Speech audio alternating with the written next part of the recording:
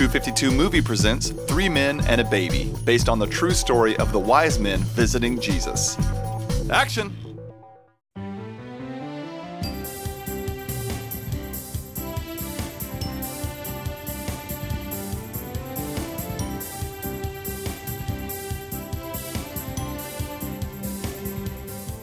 Hello, all you beautiful people. I'm Wanda, and this is Happy Thoughts with Wanda. Every single person in the world, whether they be short or tall, old or young, rich or poor, needs a little sugar sprinkle on this cookie we call life. And boy, do we have something delicious cooked up for you today. We are talking to two of the world's greatest givers. Each of them, in his or her own way, has discovered the true meaning of generosity. We have with us today Balthazar and Olivia. Thank you so much for being with us. Thank you. Thank you. Now, Balthazar, I have heard some wonderful things about you. I understand that you are a wise man, as in a man who is wise. Well, that's what they say. I don't know. So tell us about yourself. Where are you from? From the East, originally. Okay. And what makes you a great giver? Well, it's really kind of a famous story. I'm sure you've heard of it. Oh, famous. Yeah, wise men from the East. You know, gold, frankincense, and myrrh. We three kings are It's a song about me. Can you believe that? No, but it's very impressive, to say the least. Oh, well, thank you very much. Well, the song doesn't tell the whole story. I mean, do you have any idea how much it cost us to be that generous? No, I do not. Quite a lot. And I'm not just talking about money. I mean, traveling through field and fountain and moor and mountain sounds very pretty when you sing it, but it's not that easy when you're walking for months on end in a pair of sandals that have no arch support. Oh, those look very uncomfortable. Yeah, no. But being that generous actually cost us a lot of time and energy. Very nearly cost us our lives. Ooh. Why don't you tell us the story in your own words? Where did that journey begin? Oh, well, okay. At first it started with a star. Oh, star. Yeah. Now we saw this great big star, and me and the other wise men, well, we'd never seen it before. And we're pretty good with stars, you know, so we figured it probably meant something. Like a sign. Yes, like a sign. Exactly. So we started looking through the ancient prophecies and we found something. The Holy Scriptures predicted that a star would show up and that it would mean that a new king had come to earth. Yeah, well, when we read this, we decided to do something about it. So me and my buddies, we packed up our camels and we followed that star. And how does one follow a star? Oh, well, Wanda, it's not very easy. Have you ever tried it? No, I've wished on a star, but I've never followed one. Yeah, well, no, well, you just keep walking and walking and, you know, you just never seem to get any closer. But we never gave up. We walked for like months through sweltering heat, through freezing cold nights, through blisters on every single toe. That doesn't sound pleasant at all. It wasn't, but I knew that if we found this king we were looking for, somehow it would all be worth it. And did you find this king? Well, we need to slow down here a little bit, Wanda. Let's not get ahead of ourselves. There's still more. I'm sorry. Keep going. Okay. Well, we ended up in the city of Jerusalem. And we started asking around, do you guys know anything about this new king of the Jews? He should have been born around here somewhere. And people were like, I don't know. They don't sound very helpful at all. I know. I was like, hey, you guys, don't you know who this guy is? He's the Messiah, the Savior. We want to come and worship him and honor him. But no, I mean, nothing. Nobody was talking. Until we ran into King Herod. Oh, I love kings. So did this King Herod help you find your way? Well, yeah, sorta. I mean, it was kind of weird, you know. I mean, he called us into his room all secret and stuff, and he told us about another prophecy that said that the Messiah would be born in Bethlehem, which was nearby.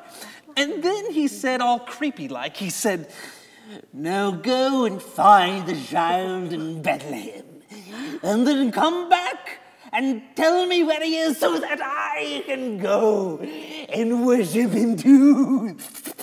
Oh, well, he sounds very disturbed. Well, that was a very accurate impersonation, too. Oh. And it just popped into my mind that maybe this guy was lying, you know? Like maybe he wasn't so happy that another king was being born nearby, but we went on anyway. Oh, to Bethlehem. Yes. And we're back to the star in the sky, and the star seemed to stop right over this little house. And we were so excited. I mean, after all the searching and walking and stargazing, we had finally reached our destination. And then we all stopped, and we looked at each other, and we thought, what in the world are we going to say to these people when we knock on their door? Like, whoa, do you have any dinner? Yeah, like, hey, I know you don't know us, but we traveled from afar to visit your baby because of a star in the sky. Here's some presents. I would have thought you were crazy. Yeah, but that's kind of what we did. Oh, and was it all worth it? Oh, well, Wanda, when we first saw the Savior, the child Jesus, I was overwhelmed with emotion. We all were. We were in the presence of the Messiah. And so we all bowed down and worshiped him and gave him the gifts, just like the song said, gold, frankincense, and myrrh. I mean, gifts fit for a king. What wonderful givers you were. Well, Jesus was worth everything we gave to him and more. Now tell me, did you return to King Herod and tell him where he could find Jesus? Oh, no. No, we didn't, because God warned us in a dream not to go back, so we went home a different way. I love dreams. Yeah, me too. What an amazing story. Yeah, well, you know, see, the song just can't tell that whole story. I mean, you'd have to have too many verses, right? Oh, it would just go on and on and just on and on. And let's move on. Okay. So tell us about yourself, Olivia. How old are you? 7. And what makes you a great giver? I made this for my mom for Christmas. Oh, how lovely. Oh, your mother must have been thrilled. Did you make that? At school, my mom really likes flowers, and now she has something to put them in. Did you paint those pictures? Yes. Very pretty. Very pretty. Really? That's it? That makes her as great of a giver as me? I bet she doesn't have any songs written about her. Wee little girl with the misshapen pot. No, I don't see that. She may not have a song, Balthazar, but she is still a great giver. Generosity is not about making yourself look good, but about making the other person feel special. Now, when you gave those gifts to Jesus that were fit for a king, I bet that made him and his family feel very special. And when Olivia made a vase for her mother that loves flowers, that let her mother know how much her daughter loved her. And plus, I didn't have any gold, frankincense, or myrrh. It's frankincense. Adorable. You see, Balthazar, when you give, you let others know how valuable they are. And you both did that excellently, so you are both great givers. All right, well, you've convinced me. So what do you say, Olivia? You want to be an honorary wiseman? I'm a girl. Yeah, I know. Never mind. Sometimes when we give, it can cost a lot. We can travel great distances or even spend a lot of money. But sometimes the giving is in the little things. A nice note passed in the hall, a picture drawn on a napkin, or even just a kind word. It can be almost anything that makes the other person feel special. Now that is a happy thought. I'm Wanda. God bless you. Now, Olivia, let me see that vase. Oh.